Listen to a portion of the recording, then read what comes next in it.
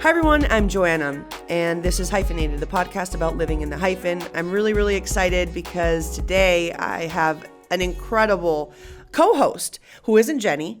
Danna Hernández was a Miss Universe Puerto Rico title holder and is now a certified life coach, writer, influencer, and founder of Miss Empowered.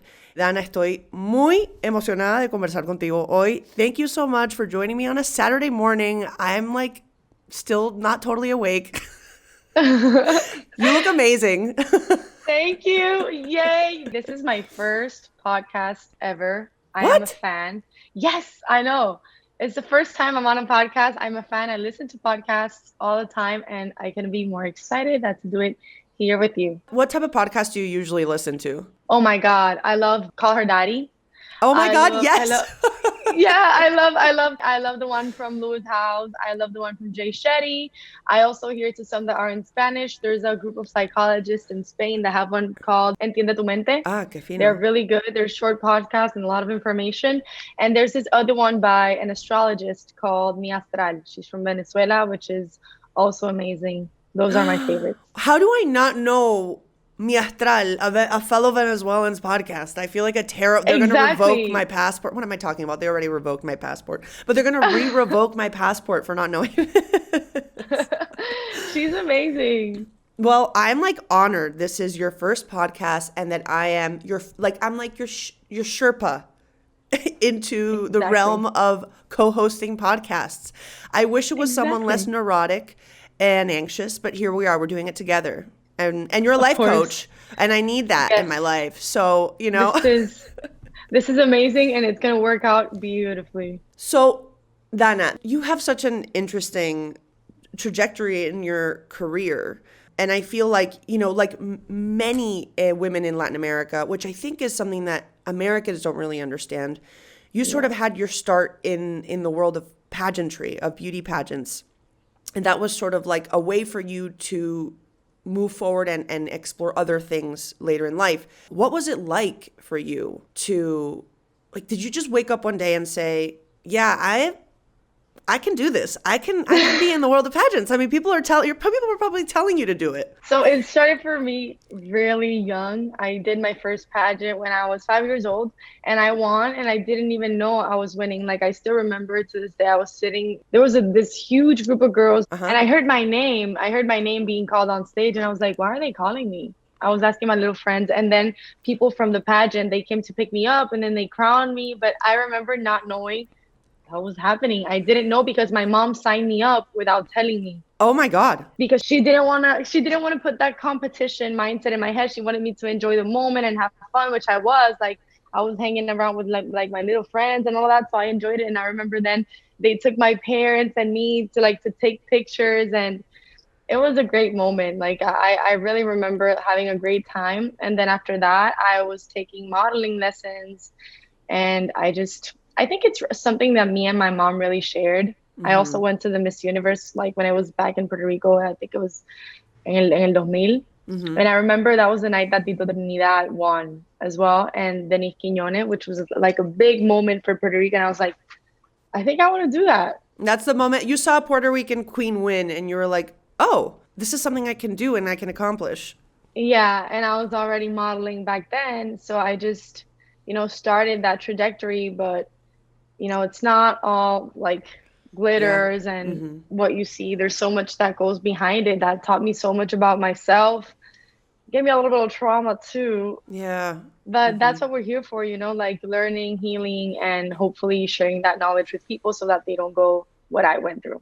I'm from Venezuela, and Venezuela, Miss Venezuela is probably the most important thing. As a woman, you're 4 years old, and people are like, "Ay, vas a ser Miss Venezuela. You're gonna be Miss Universe." Sure. Venezuela is the most beautiful, the country with the most beautiful women in the world. I mean, everyone has an aunt that was Miss Venezuela. I have an aunt that was Miss Venezuela, and I remember as a kid watching Miss Venezuela religiously.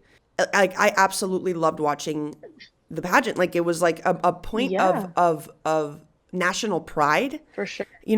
How people watch the Olympics. I think a lot of Latin Americans watch Miss Universe almost actually more than the Olympics. I think for us Latinos, Miss Universe, it's like our Super Bowl. Uh-huh. In my house, we would sit down, the whole family, to watch it. Sometimes we would even like invite friends, and everyone would pick their favorite and their top five, and it was this whole thing, you Yeah. know. And for me, it was also a learning curve. Like I was there, like looking at the dresses and how they were answering and maneuvering themselves. But for sure, like I think culturally, it's such a big thing for us Latinos. You were talking about trauma and how difficult it was, and that wasn't all like beauty and makeup, and Yeah, actually it's really competitive. It's really tough. I want to hear more about that. And the yeah. one tiny sort of inkling I had into your world, because I was never Miss Universe or Miss Venezuela. It could be. I think I've given up, but in my house, let me tell you, I am Miss Venezuela. You can tell my plants and my husband, they vote for me every day. Sure. But I remember one time, there's a person in Venezuela who's kind of like the guru of Miss Venezuelas. He is a person that is in charge of the surgeries that they go through, the makeup. In Venezuela, it is such an intense industry. And I remember meeting this guru, and I was like young. I was maybe 15, 16. So I still had the delusion that maybe I could be a pageant queen, even though I am the clumsiest person. I can't walk with heels. And I met him, and I'm very tall. I'm 5'9". And I was like, oh, hola, like maybe I could be Miss Venezuela. Yeah. Yeah. And he goes, he looks me up and down, and he goes, well, yeah, you're tall. That's the one thing I can't fix. That's crazy. So if you let me do whatever, I'll fix I'll fix this, I'll fix this. You'll have to not eat. You'll have to. And I was just like, it was a joke. I was 15, and I was like, oh my God, you want to change every element of me? You're just telling me I'm ugly, basically. Like, Yeah. And at that moment, I was like, I had this new respect of people think this is easy. This is remarkably difficult, probably also on the soul. Yes, and that's exactly the thing. There's this beauty standard in beauty pageants, and whoever doesn't fit that standard is labeled as ugly, wrong, or you just don't fit in. And everyone makes sure that you know that you're not that standard. And that's exactly what happened to me. When I was a kid, I was able to tell that a lot of these girls had lots of money and big teams behind them. And I just had me and my mom with a $50 dress that we found in some corner store in Puerto Rico. Mm-hmm. But my mom, she's always been like, I would say like my mindset coach. She's always been like, oh, that's not what's important, your essence. And so since she was so good at that, I never paid attention when I was growing up. But the first time I remember going to the biggest modeling agency in Puerto Rico, I was maybe 13 at the time. And they were like, oh, your thighs are too big. You have to lose like 15 pounds. And I was already skinny at the time. Oh my God. I was skinnier than I am right now. And I remember hearing that and being like, they're crazy. Like, I'm skinny right now. And someone really close to me was like, well, but that's just the way the industry works. If you want to make it, you have to, sacrifice, be disciplined. And you talk to me about discipline, I'm going to do it. I'm going to do everything that I have to do to go from point A to point B, because that's just the way I work. And I really took it upon myself to lose the weight, to work out, and it was never enough. Like, I started working out, I gained muscle very easily. So I started working out, I enjoyed it. I got into CrossFit a lot, I was too muscular. And then I lost too much weight, then my eyes were too droopy and I looked sad. So there was always there was no way of everyone being like, oh, she's perfect now. Never. People had always something to say. And growing up with that all around you, like, that was a very toxic environment, and it really took a toll on my self-image. Like, I really grew up thinking sometimes that I was like, I had these days where I was like, oh, I'm beautiful, I love myself, but then I had days when I'm like, I'm disgusting, because you start comparing yourself to others. And there's, in the modeling industry and pageant industry, not every girl has to diet. Like, some girls are just naturally skinny and they can eat 4 burgers and they're still like this. And there's girls that literally breathe too much into a salad and they get bloated, which was my case for a while, bro. And it was just so hard. It was so much pressure. And I remember being so mean to myself and my body and just trying to get around. And that's basically how I ended up where I am today. Because at one point I was like, I am not gonna be my worst enemy. I can't keep doing that to myself after so many crazy things that happened. And I just decided to start working with what I have and start a self-love and discovery journey. And it took me to build Miss Empowered. But I went through the body dysmorphia. I went through the eating disorders. I went through, oh my God, so much stuff.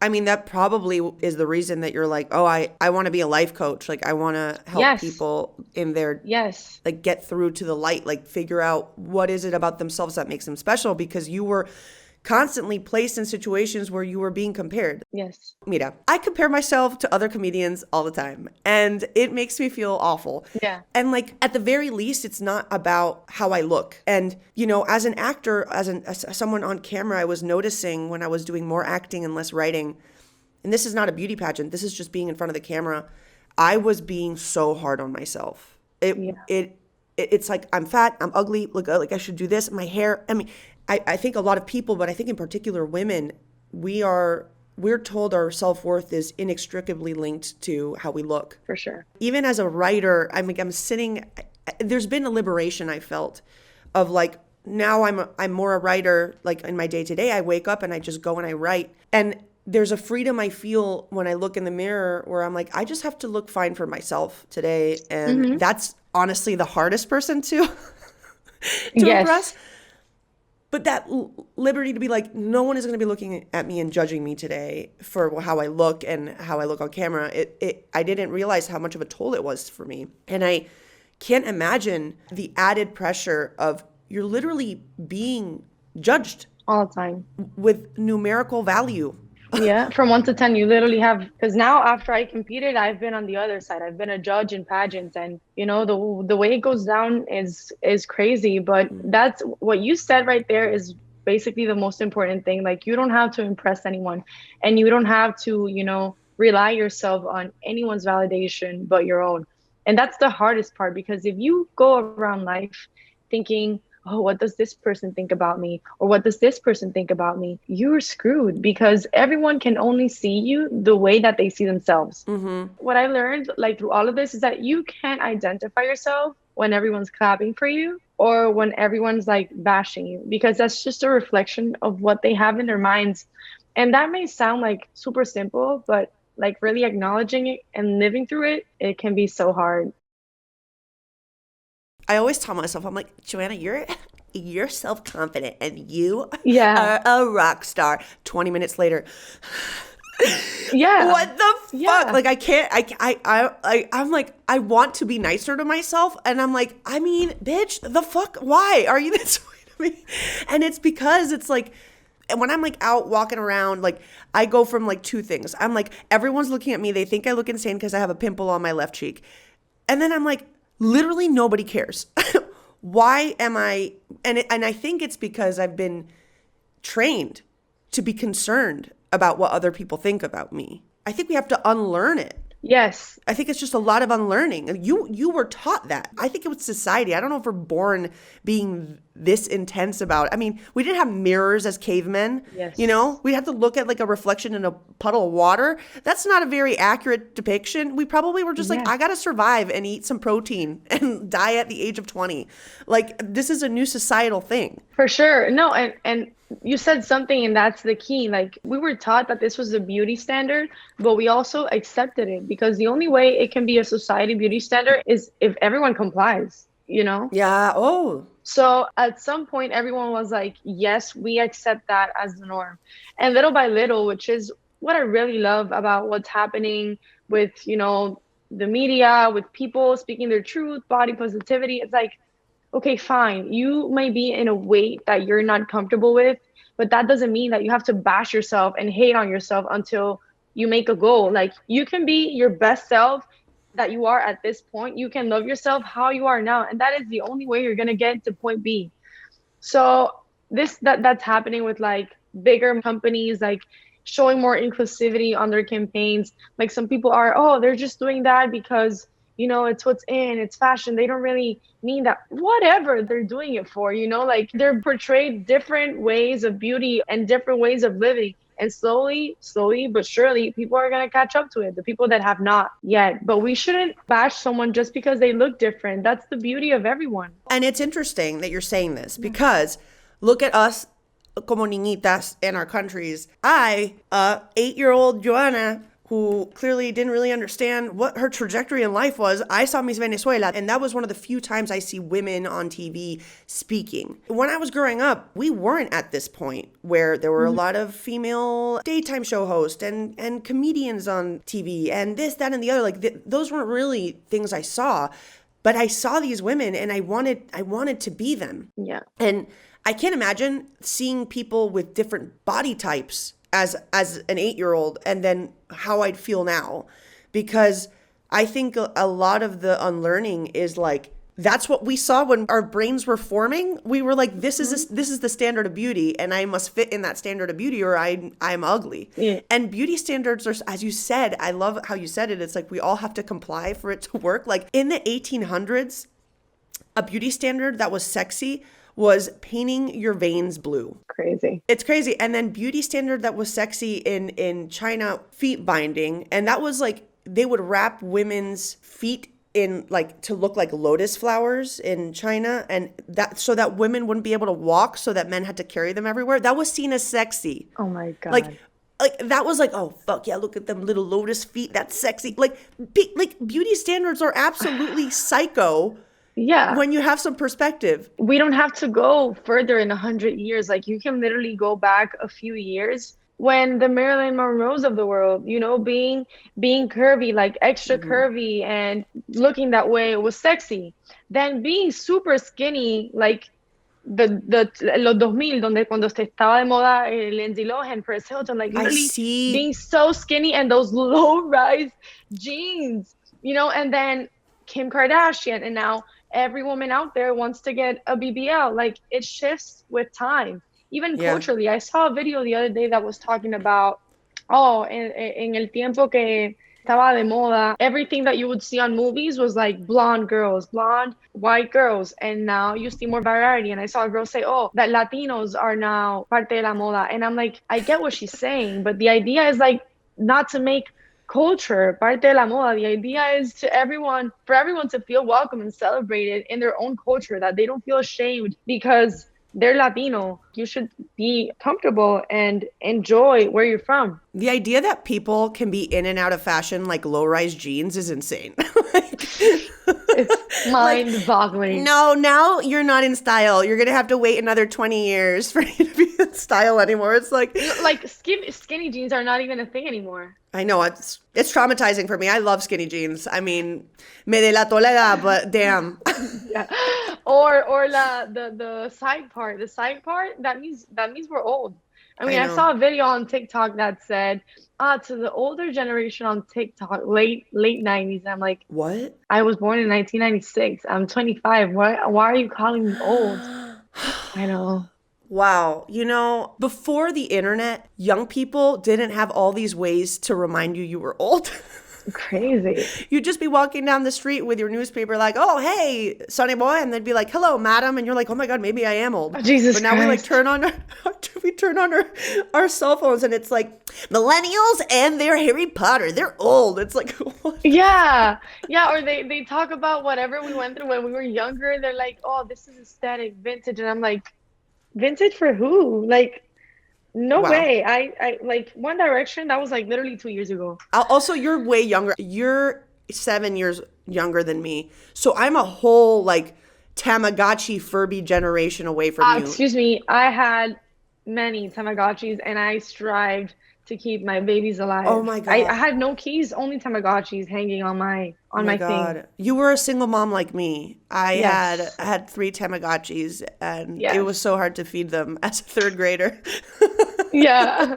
So you're talking about beauty standards. Is there something like in the beauty pageant world, you know, in Venezuela, there was a case of a woman, a really beautiful contestant who was more Afro-Latina, and she got so much hate for looking that way because she didn't have Eurocentric features. Is that something you also saw in your time in the pageant world that sort of shocked you, or is that something you sort of noticed later on? I feel like the pageant industry was for a very long time extremely rigid in the way that they wanted their women to look, at least in Puerto Rico.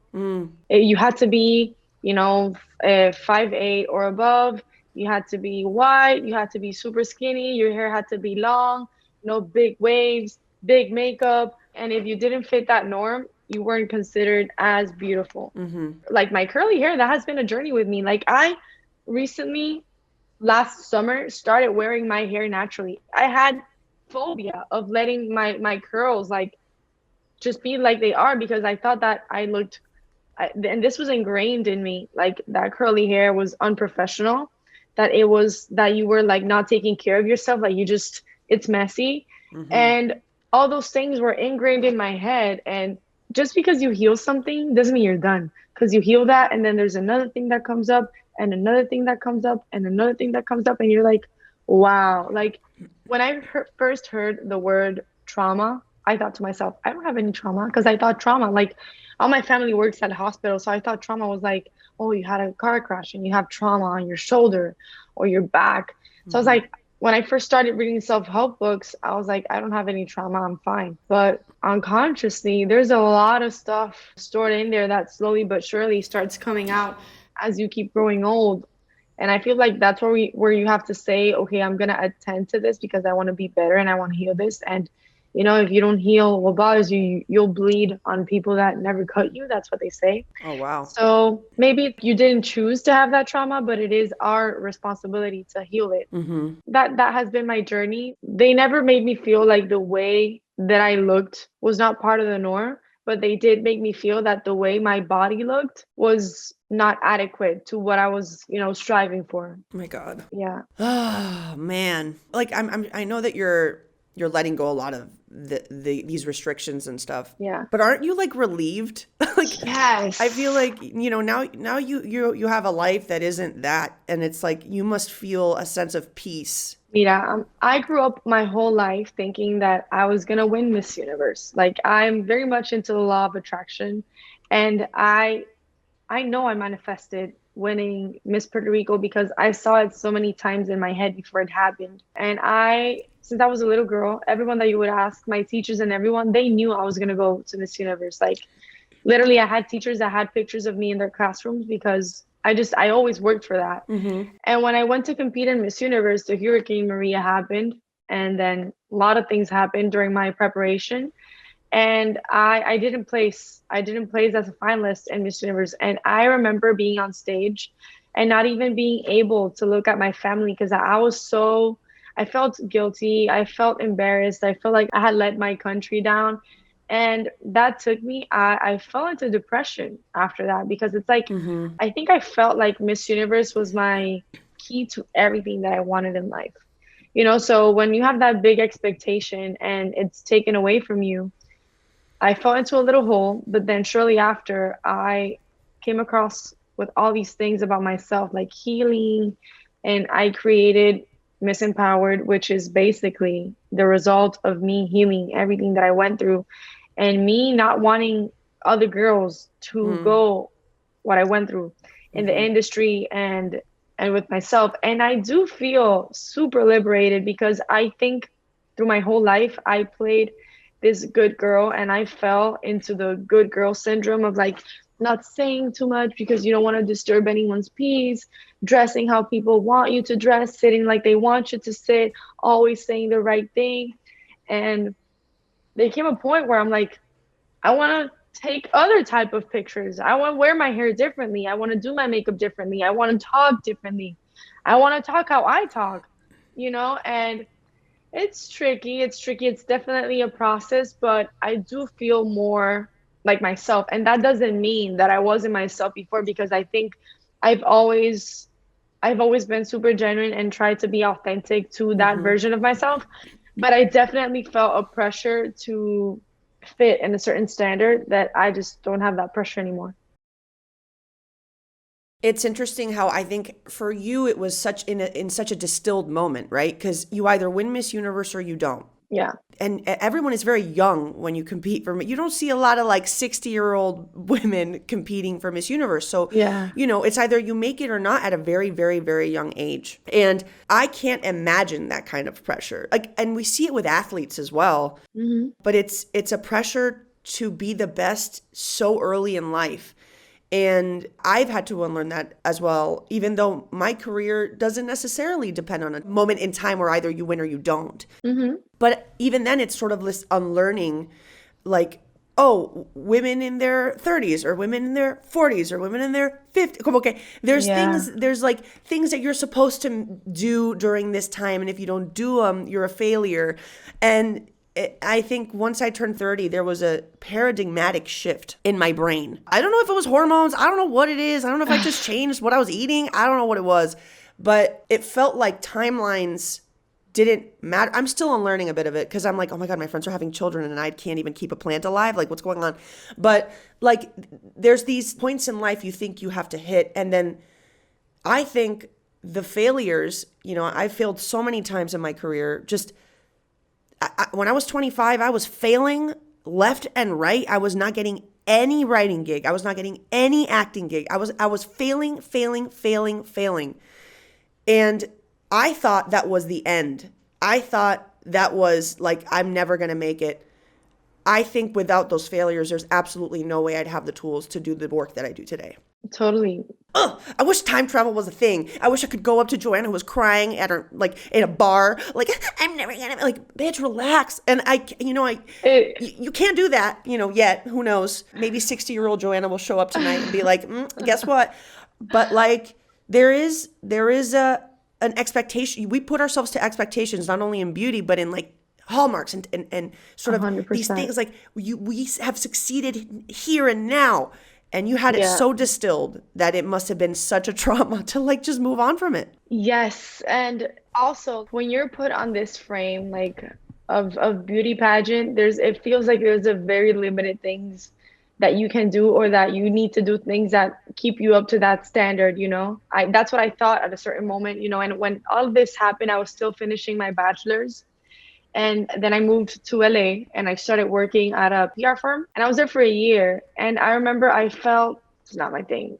I couldn't do the 9 to 5 job. I was extremely unmotivated. I was a little bit depressed. I also had moved countries. I gained a lot of weight and I felt so trapped. Mm-hmm. I felt so trapped because I was like, well, Miss Universe didn't work. I finished my bachelor's, so this has to be it for me, Right. I knew it wasn't because of the environment that I was in, because my coworkers were like amazing. My boss was literally like the best. Like I still keep in touch with him. And one day I had a conversation with him. I was talking to him about how I was feeling. I remember at that moment I was, like sort of like in the influencer part of the agency. So I was seeing how we would hire influencers and all that.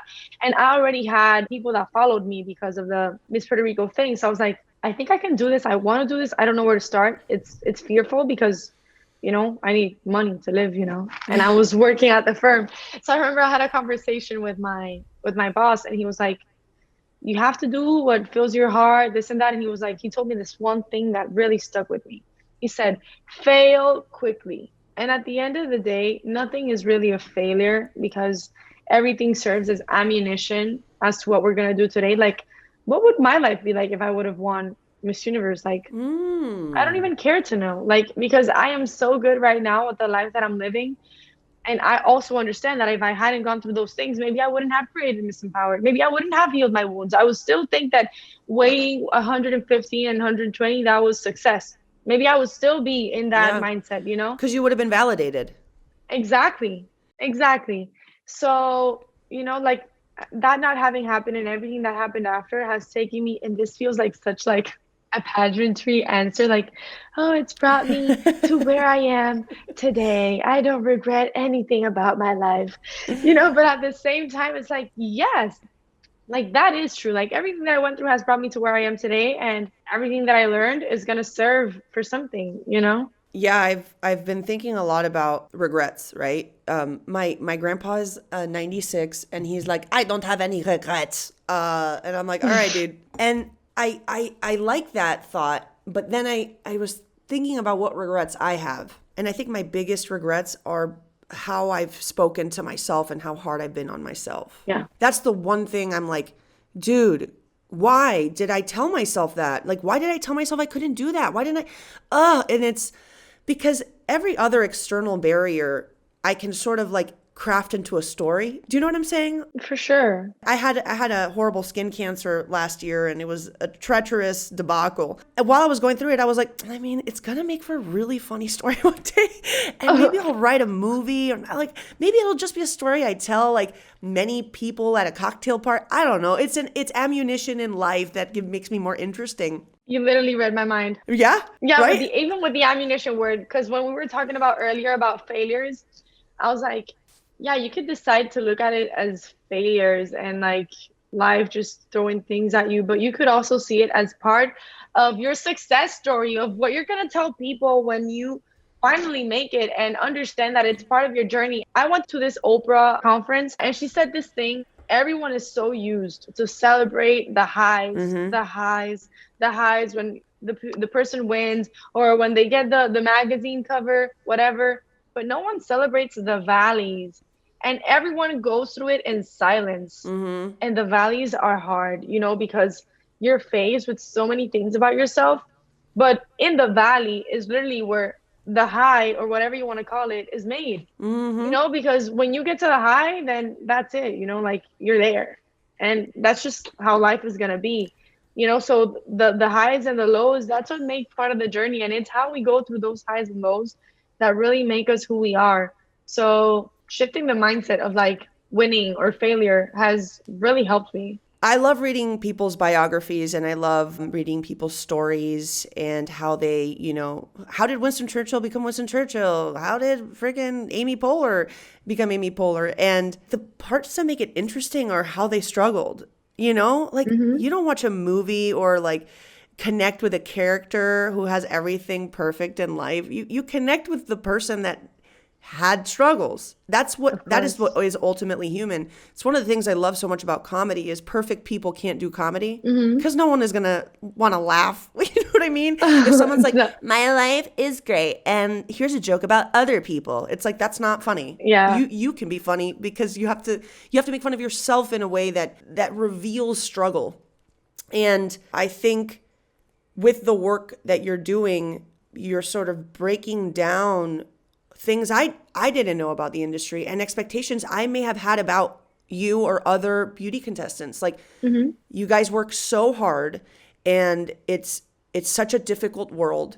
And then you guys have to reinvent and look within yourself in a world that compares. Yeah. And I think that is probably why you're such a great lifestyle coach. And before we leave, I'd love to hear a little bit more about what you do with Miss Empowered. So Miss Empowered was born, because it's my baby, right after I decided to leave the job at the PR firm. I write a lot. I love journaling. So it started as like, in my main page, there was a lot of fashion at the time. I was the fashion influencer when I was living in LA. That's where it started.